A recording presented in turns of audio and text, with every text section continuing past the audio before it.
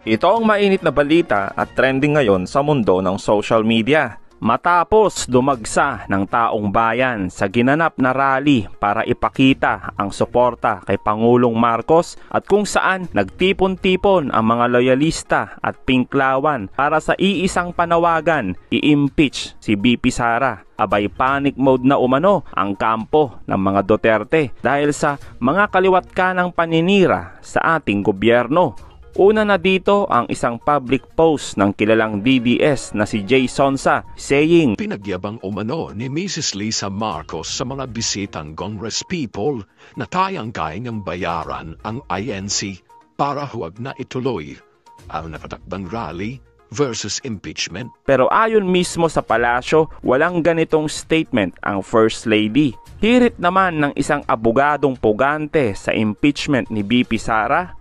Alam niyo itong pagtatanggal kay Inday Sara, matagal na plano yan. Sa mulat-mula, alam nila na banta si Inday Sara. At ako na nga yung unang-una nagsabi na talagang pinaplano na nila impeachment complaint, di ba? So anong lumalabas? Ang liderato ng Kamara ay sinungaling. Dahil sa mulat-mula, talagang kinakailangan tanggalin nila yung pinakamalaking banta sa kanilang plano na Marcos forever. At hindi lang yan kanilang plano, no? Pag natanggal na si BP Sara at wala na talagang banta para maging presidente, isusulong po nila ang charter change. Bakit? Kasi baka maya-maya meron na namang ibang malakas na kandidato para masigurado na si Tambaluslos ay maging pinuno ng ating gobyerno matapos ang Marcos Jr. So yan po ang kanilang playbook. Kaya lang, nasira ang playbook nila dahil hindi nila akalain na Iglesia ni Cristo na dati-rati naman talaga ay supporter ng mga Marcos ay magpapatawag ng malawakang rally na susuportahan si Vice President at tututulan ang pag-impeach kay BP Sara. Naniniwala ba kayo na ang presidential insan ng Speaker of the House ay susuway sa kagustuhan ng presidente? Kabahagi po yan ng mas malawakang plano. At kung hindi man kasama si PBBM, sigurado dyan, yan ang plano ng Lisa Araneta Marcos at ng Romualdez at nagpapakita na kung talagang totoong ayaw ma-impeach ni Presidente si BP Sara, ibig sabihin, naging inutil na ang presidente. Dahil nga ang suspetsya ng marami, wala sa tamang pag-iisip, ang nagpapatakbo ng gobyerno ay talagang itong si Lisa Araneta Marcos at si Tambaluslos Martin Romualdez. At dahil nga isa si dating Senadora de Lima sa nagtutulak para sa impeachment ni BP Sara, abay heto ang matinding patutsyada ng isang dating kadre. Pinadala sa akin, hindi ko alam paano i-share.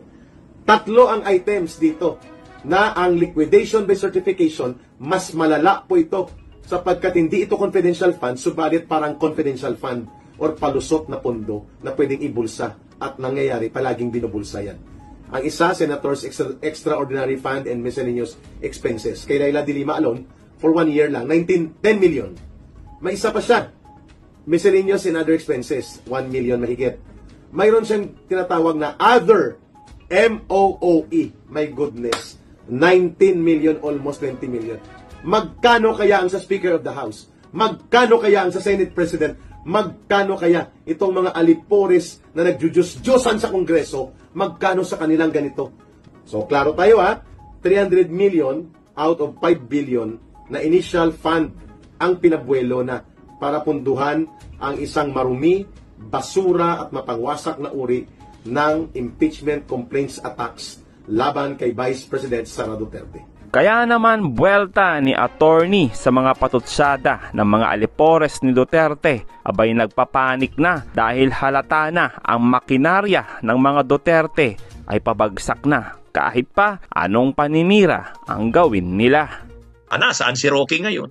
Nasa ibang bansa pero patago-tago. Ano man ang sabihin ni Roque, kahit komentaryo siya ng komentaryo sa nangyayari sa Pilipinas, ang hindi maikakaila ugante si Roque.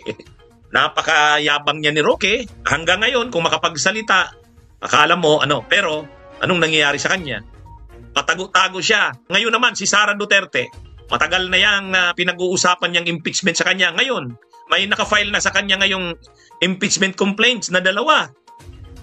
Mayroon pa raw isang susunod. Kahit yung mga kasamahan ni Sara Duterte, hirap na rin sila. Si Atty. Zuleika Lopez, nagkaano-ano na, hinimatay na. Ang dami ng taong nadadamay. Ngayon sila sila Eric Celes, may mga kaso na ng sedition, kinasuhan ni General Torre, lahat sila.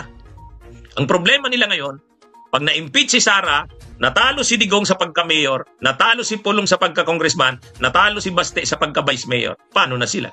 Ayan yung problema. Tapos matatapos ang kanilang pamamayagpag sa bansa. Si Bato saka si Bongo, delikado, wala na, malalaglag na yan. Si Bongo, 3 ang kasong isinampang plunder, sila ni Duterte. Manugang ni Duterte, si Manscarpio, asawa ni Sara. Kinasuhan ulit ni Trillanes. Kaya makikita nyo na si Duterte, masakit na yan sa ulo niya. Pero, yung magagawa niya, ang mga pwede niya lang na magawa, pwersahin si Marcos na mag-resign. Paano mapipwersa si Marcos mag-resign? Kailangan ma-pressure mo ito sa pamamagitan ng kudita o kaya pamamagitan ng people power. Wala naman. Wala namang people power na mangyayari. Wala ring kudita na mangyayari. Walang suporta ng tao. Kung walang suporta ng military at ng PNP, paano ka magkukudita? Wala. Kaya yung pagpaparesign kay PBBM, wala yun.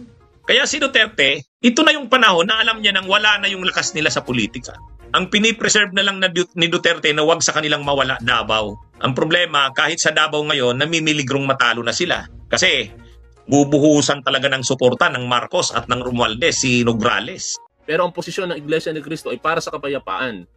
O para hindi sila maging masama sa harapan din ng mga PBBM supporter at ng mga loyalista. At the same time, para lumabas din na sinusuportahan nila si Sara Duterte. At ganun po yung nagiging katwiran ngayon ng mga DDS. Sinasabi nga ng mga DDS, sasama sila sa pagtitipon na gagawin po ng Iglesia ni Cristo. I do not know kung papahintulutan po yan ng pamunuan ng Iglesia ni Cristo. Pero I hope hindi. Dapat ang rally na mangyayari sa Iglesia ni Cristo bilang pagtutol sa impeachment ay solido lamang para sa mga Iglesia ni Cristo. Kasi pag tumanggap po sila dyan ng ibang mga individual na hindi po nila kaanib sa kanilang reliyon, lalabas po yan na pamumulitika.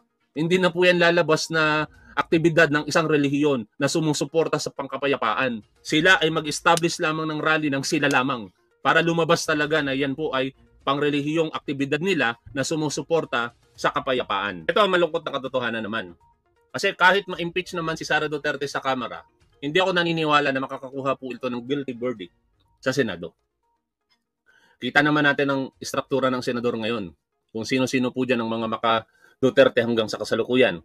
At 8 nga lang po dyan ang mag-abstain. Kahit mag-abstain na lamang, wala nang conviction.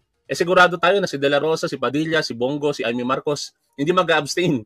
Sila po ay hindi boboto para i-convict si Sara Duterte. Nandiyan pa sila Cynthia Villar, si Mark Villar, ang magkapatid na Alan Peter Cayetano.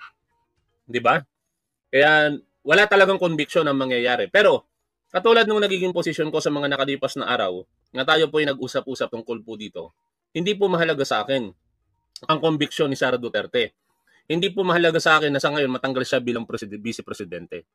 Ang mahalaga po sa akin ngayon, sa taong 2024 at 2025, ma-reveal sa harapan ng publiko kung paano ginasta talaga ni Sara Duterte ang confidential funds. Kasi pagdating po sa impeachment trial, hindi na po pwede yung sinasabi ni Sara Duterte na hindi po siya magsasalita. Mauobliga po siyang magsalita at sabihin kung ano ba ang mga kaparaanang ginawa nila sa paggasta ng confidential funds na ipinagkatiwala po sa kanila. At doon po natin ibabase ngayon. Ako in particular, doon ko ibabase. Dahil meron pa po akong mga ilang senador na hindi pa po napipili. 5 pa lamang ang aking pili sa kasalukuyan. Baka bigla akong bumoto ng isang senador pala ang loyalty na kay Sara Duterte. Doon natin makikita kasi yon na kahit hindi sila miyembro sa Senado ngayon, kahit kumakandidato pa lang sila, malalaman natin kung ano ang posisyon nila sa impeachment trial kung sakaling mangyari ito dito kay Sara Duterte. At napakahalaga po nun para makaboto po tayo ng maayos. Sundin po natin ang payo ni Pusit. Di ba? Si Pusit nagpapayo na hindi dapat bumoto ng naaayon lamang sa utang na loob. Si Pusit nagpapayo na hindi dapat bumoto ng dahil lamang sa pangalan sa politika. Si Pusit ay nagpapayo na hindi dapat bumoto dahil sa iba pang mga dahilan. At lahat po yun, ibabalik natin sa kanila. Hindi natin sila iboboto dahil unang-una, ang mga Duterte at supporter nito, hindi po ito mga mapagpatawad. Lalong-lalo na si Sara Duterte, nakakatakot isipin na ang mamumuno sa ating bansa o mga kakampi nito ay hindi marunong magpatawad.